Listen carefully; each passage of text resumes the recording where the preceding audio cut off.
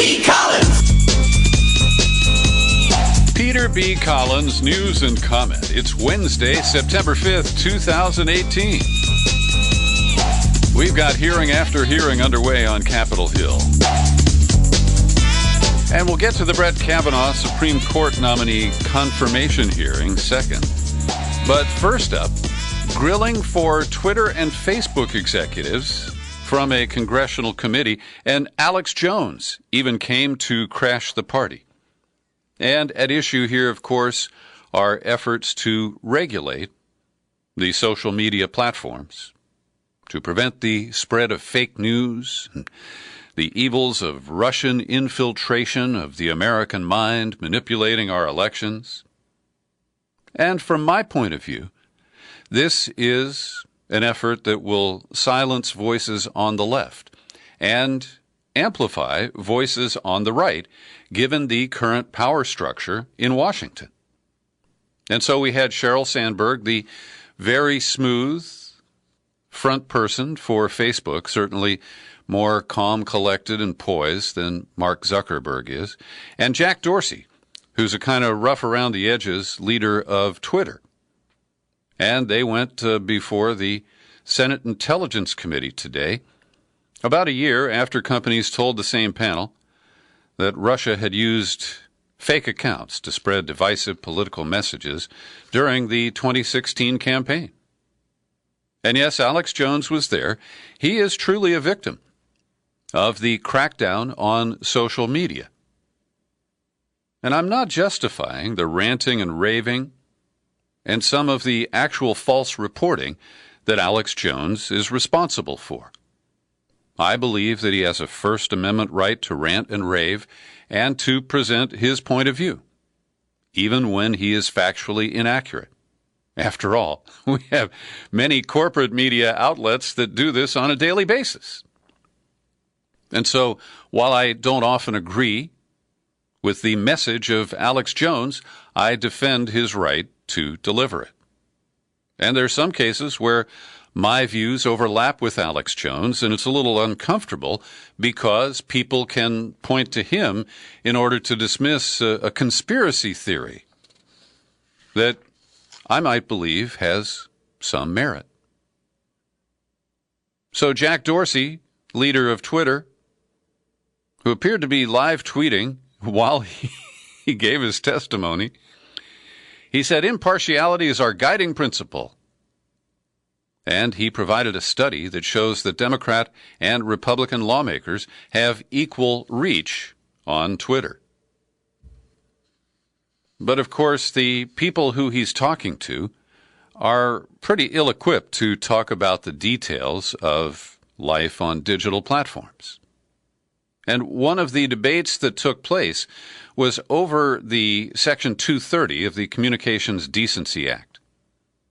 And you may recall, last year, we heard howls from the tech giants in Silicon Valley saying, please don't change the law to make us responsible for content that is posted by our users.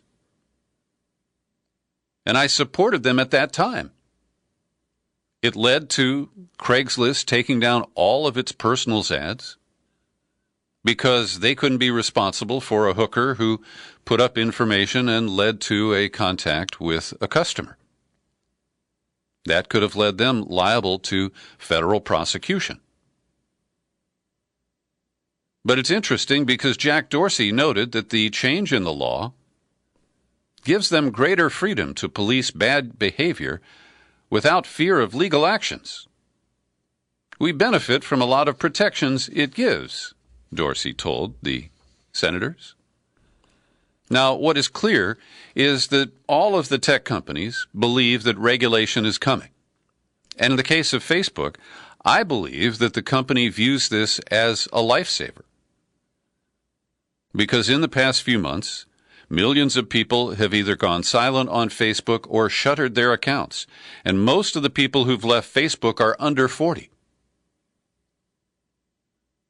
So regulation may actually preserve and extend the life of Facebook.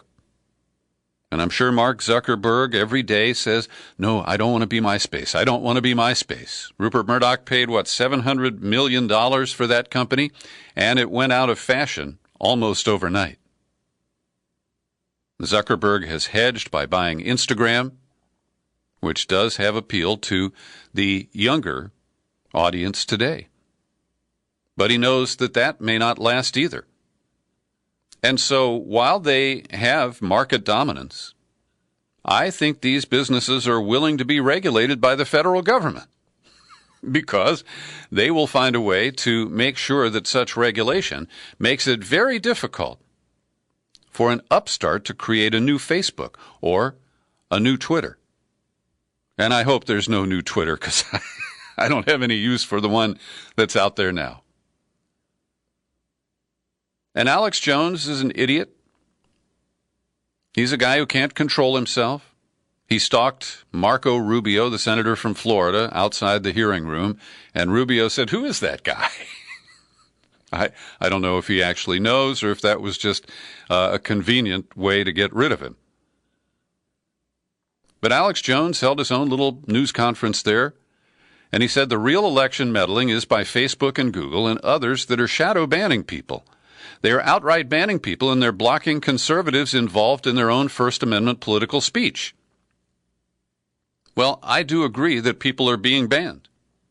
My friend Peter Van Buren has been banned repeatedly for life from Twitter for an ugly exchange he had with a cluster of journalists about whether or not they had been responsible in reporting about the war in Iraq.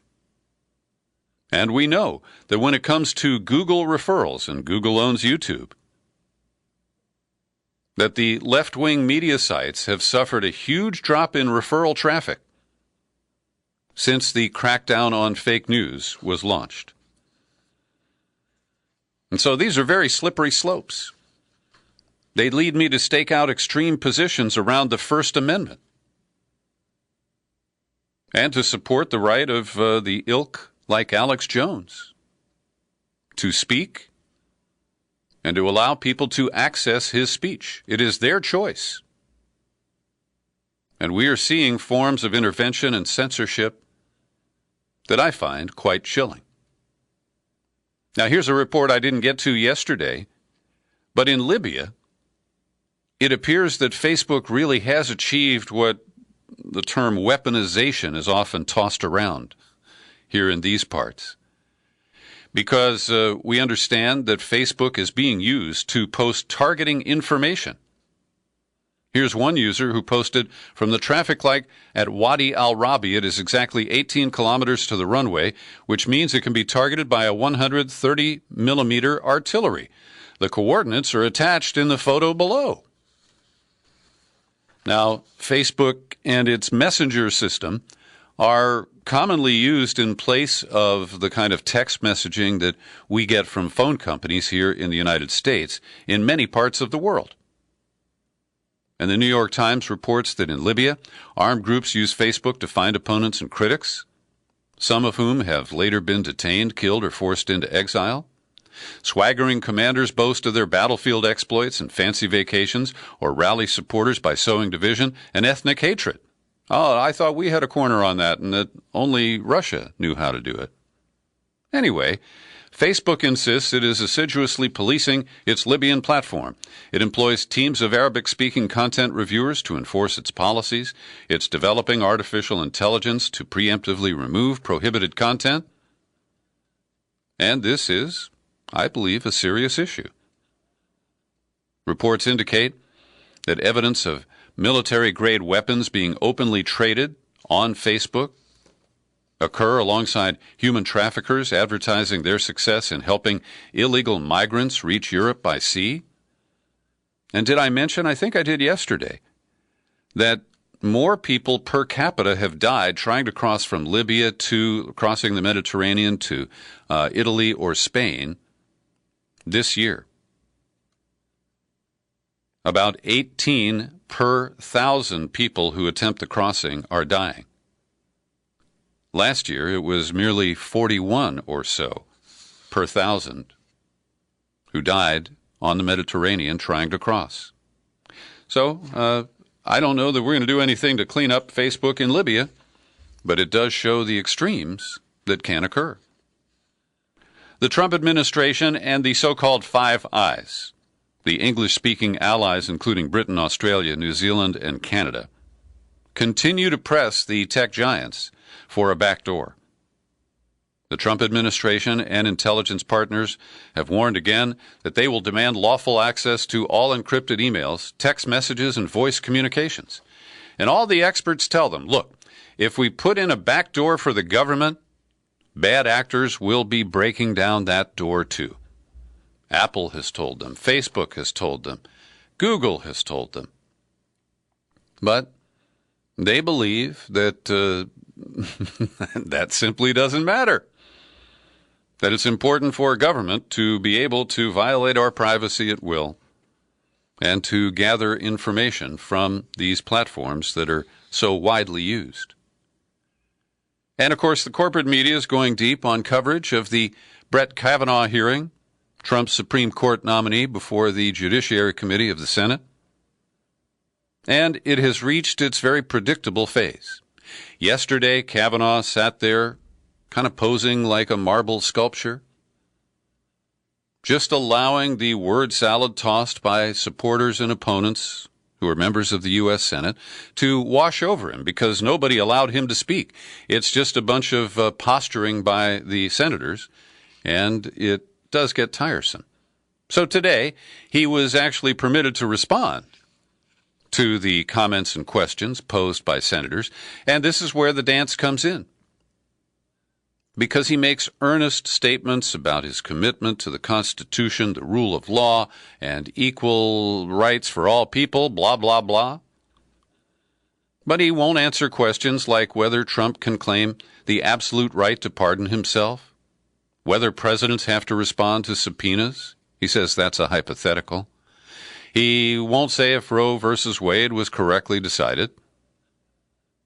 He sparred with Senator Feinstein over high-powered firearms, and he managed to say that no one is above the law in a much more detailed question about executive authority. And we know from the documents that are not available to the committee that were available years ago when he was put on the appeals court where he now sits. That was back in 2005 and 2006. And so there's this really silly game that's being played where they're withholding documents that many of which were available and visible before. And yesterday, senators were asserting, Democrats, that only 7% of his voluminous record is available to this committee. Some of that is just political posturing, but there is a substantial question there. And the Republicans have made it clear that they will abuse the power of the majority. They wouldn't even entertain a motion to adjourn, a motion to delay yesterday. Chairman Grassley just ignored the some 63 interruptions by Democrats in the first 90 minutes of the hearing. Judge Kavanaugh today tried to claim that he made an unpopular decision related to Guantanamo appellant Salim Hamdan. And the Hamdan case established that those prisoners do have habeas corpus rights. And in that case, he did rule in favor, and he said, well, you'll never have a nominee who's ruled for a more unpopular defendant. But in recent years, as Andy Worthington, the British journalist who covers Guantanamo in depth, has reported, he has joined the other justices on that D.C. Circuit Court in shutting down virtually all appeals coming from Guantanamo prisoners. And so, he will spin up certain things that are to his advantage. But the bottom line is that this guy is an extremist on executive power. He has ducked the issues of surveillance and torture by claiming that he was not directly involved, but we know that's not really true. And when Feinstein tried to press him on why he changed his mind about whether a sitting president should be subject to indictment, he said, well, September 11th, that's what changed. And he said that while he watched George W. Bush operating in the White House, he couldn't imagine that Bush had time to handle an investigation or a prosecution. And Kavanaugh also served up this admission that the ruling in the 1974 case of the United States versus Nixon, that the president had to give up the tapes of his Oval Office conversations. Kavanaugh had previously said maybe Nixon was wrongly decided. But today he was back to his original point, saying it was rightly decided and saying that no one is above the law. Here's a direct question that he dodged. Can a sitting president be required to respond to a subpoena from Senator Feinstein, Kavanaugh? As a matter of the canons of judicial independence, I can't give you an answer on that hypothetical question. Then Leahy of Vermont asks, President Trump claims he has an absolute right to pardon himself. Does he?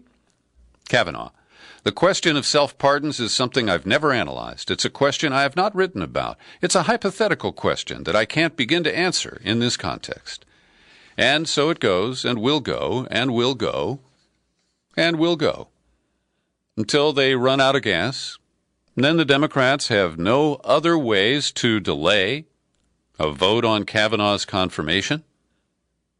The Republicans will carry the day, with John Kyle newly sworn in from Arizona, and at least 3 Democrats who will go along with the Kavanaugh confirmation. And I have to say, I was very impressed by Code Pink and others who got so many different protesters into the Kavanaugh hearing yesterday. As I mentioned, about 70 were individually, they stood up, they shouted, and they were individually grabbed and escorted out of the hearing room. And, of course, Trump, who has such a broad view of the rights of his minions, the peasants, he said, I don't know why they don't take care of a situation like that. I think it's embarrassing for the country to allow protesters. You don't even know what side the protesters are on. You don't? Huh? I mean, is there anyone there who stood up and got hauled out because they support Brett Kavanaugh? I mean, is this a new false equivalency like Charlottesville? Oh, there were good people on both sides. And he added, in the old days, we used to throw them out. What? He wasn't there in the old days. He's a new guy. He's never been in any of these places before.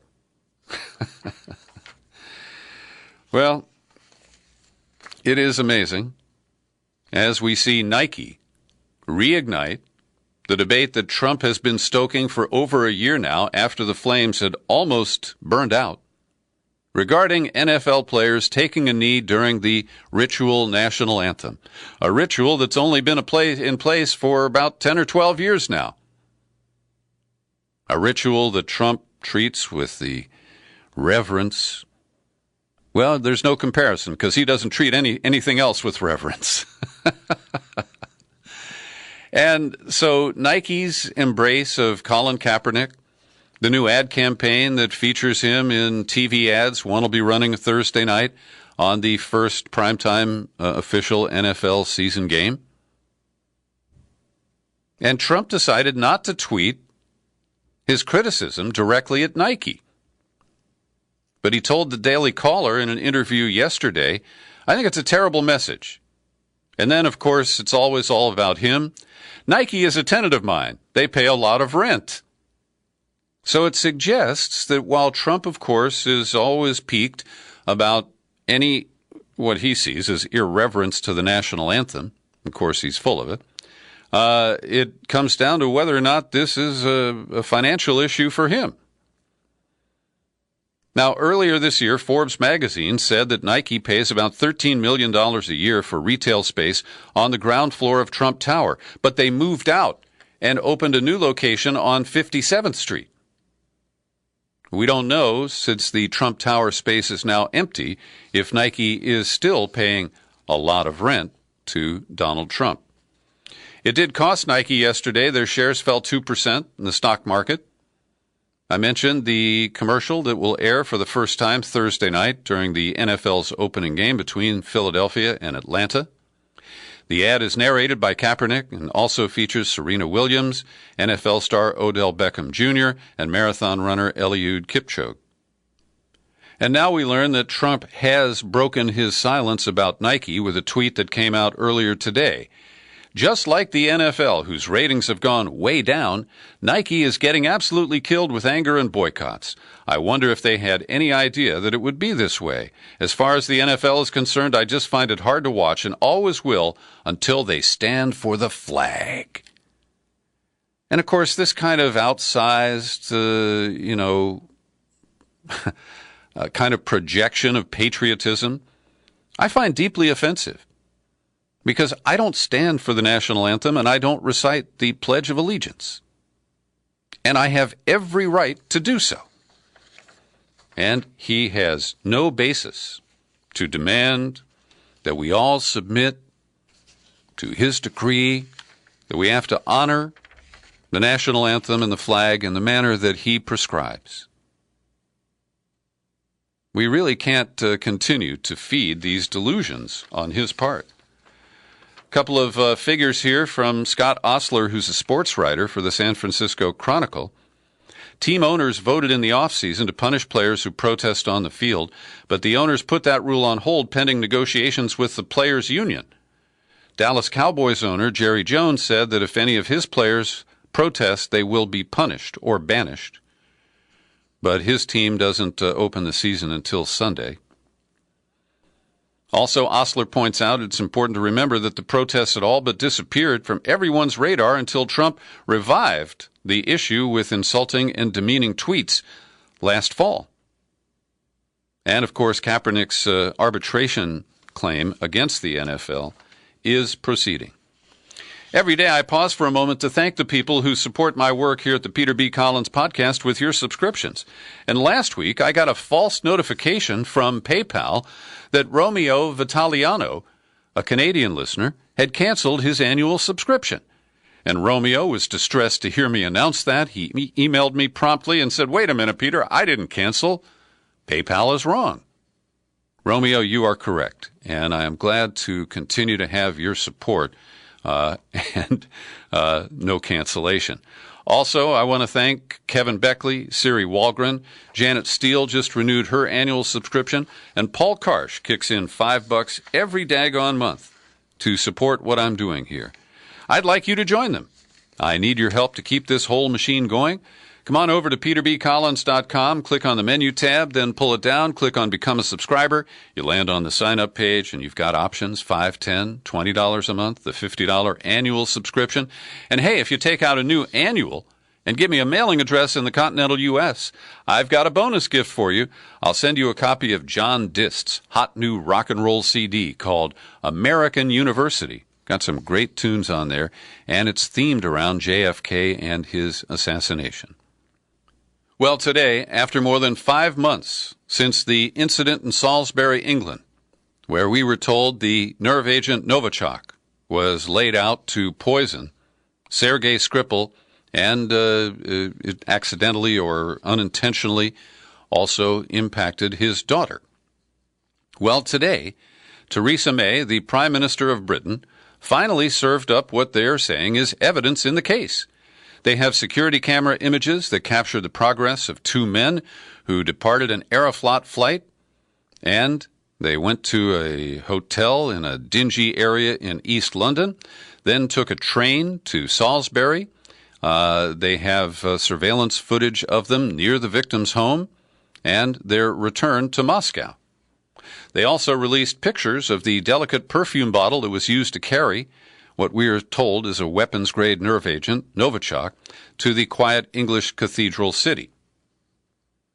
Now, I note that they are offering this as evidence. I have not had an opportunity to examine the claims of the British government, but I commend them for finally going public with what they have as evidence, and we deserve to know if this really is true.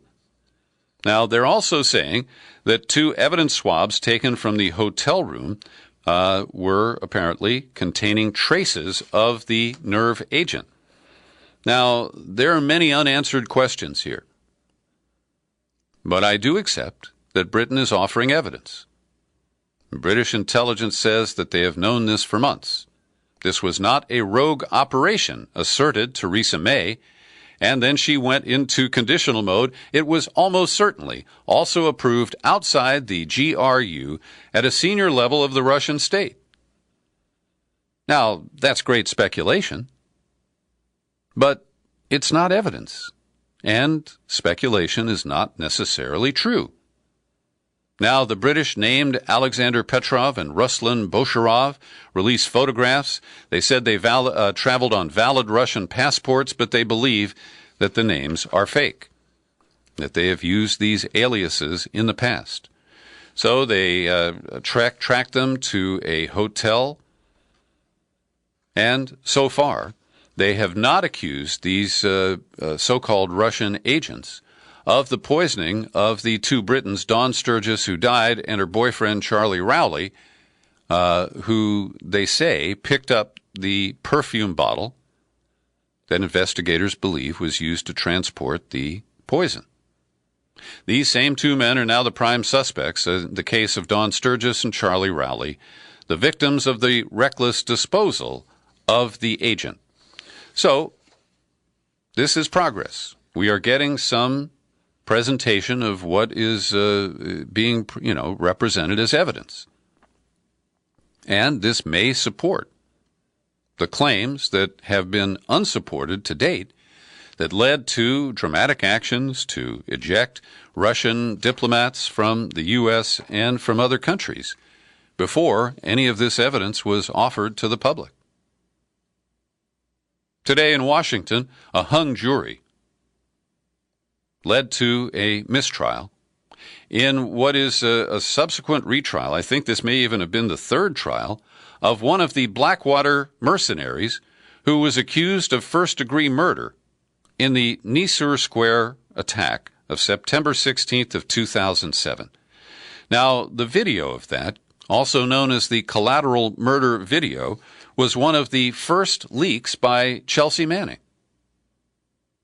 And despite that evidence, and I've reviewed the video myself, the jury of 7 women and 5 men spent 16 days deliberating and could not agree on a verdict in the case of one of the men whose trial was severed from the others, 34-year-old Nicholas Slatton. Interesting item at Newsmax today. And Newsmax is this far-right media platform that I don't pay much attention to. But John Kiriakou posted a link on Facebook to an article written by the editor of Newsmax, David Patton. And he calls for a pardon by President Trump of John Kiriakou.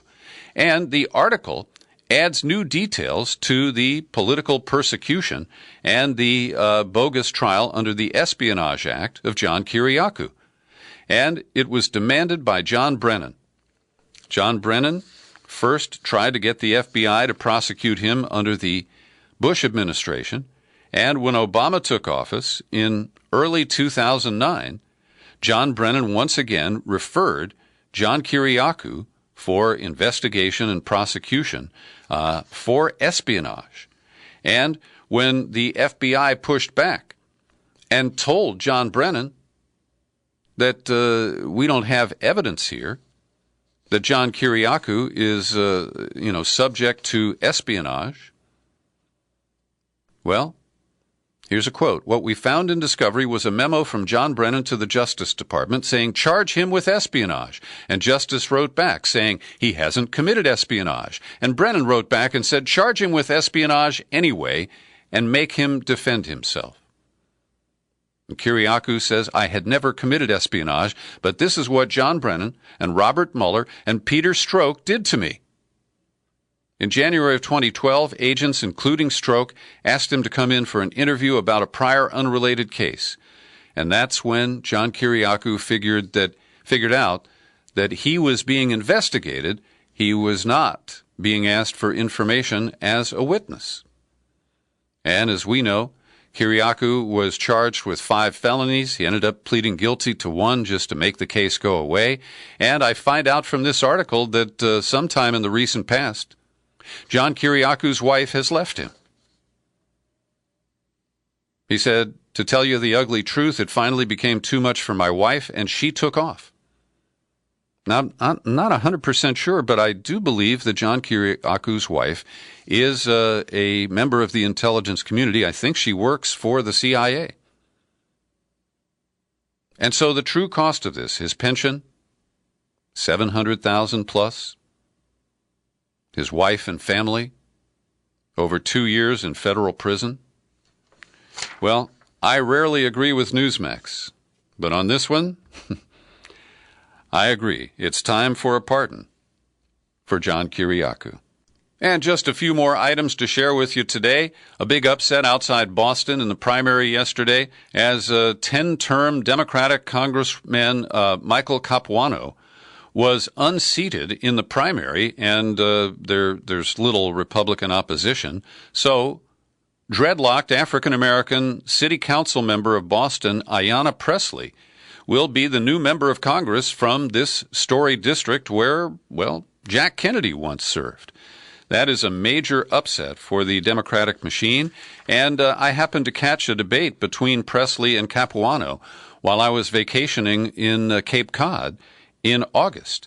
And I thought Capuano was fending off this challenge from his left pretty well. He kept repeating that he supports impeachment for Trump against the Democratic leadership. But the time had come, and time's up for him. Meanwhile, Nancy Pelosi has offered a legislative agenda for the Democrats, and she's causing heartburn for the true progressives by resurrecting the pay-as-you-go rule that mandates that all new spending is offset with budget cuts or tax increases. Now, she may feel that this will redound to the Democrats' benefit because it shows that they're adults and that they care about the deficit. But at a time when the Republicans have just raided the piggy bank left and right, this ties the hands of Democrats who hope to promote, subsidies for college tuition or shift to Medicare for all. And so the Republicans treat tax cuts as not costing any money. They're free. So you don't have to offset tax cuts with cuts in spending. That's bogus, of course, but what the Democrats fail to demand is cuts in defense spending, which is where the real money in Washington is. And Rahm Emanuel, who was Pelosi's recruiter, the architect of the conservative majority that made her the speaker after the 2006 midterm elections, well, Rahm has announced that he won't be seeking re-election next February as mayor of Chicago. Voters were prepared to impose term limits. There haven't been any there for, there never have been. You can ask the Daley family. And it also appeared that Rahm Emanuel might not win a third term in February. So he decided to, I guess, go back to investment banking. And, I don't have much good to say about Rahm Emanuel, either as a member of Congress, as chief of staff to Obama, or as mayor of Chicago. And I'll just say that when I was last in Chicago in 2012, I took my microphone out on the streets and I just asked people, what do you think of Rahm Emanuel? And what was amazing was that nobody wanted to talk. It's as if they thought there was a goon right behind me who was going to pop them if they said anything about Rahm Emanuel, even something mildly critical. Thanks for listening to this daily news and comment podcast. You're free to share it far and wide, and you can find it on YouTube. I'm Peter B. Collins.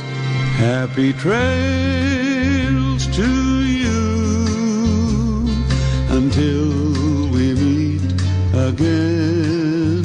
Happy trails.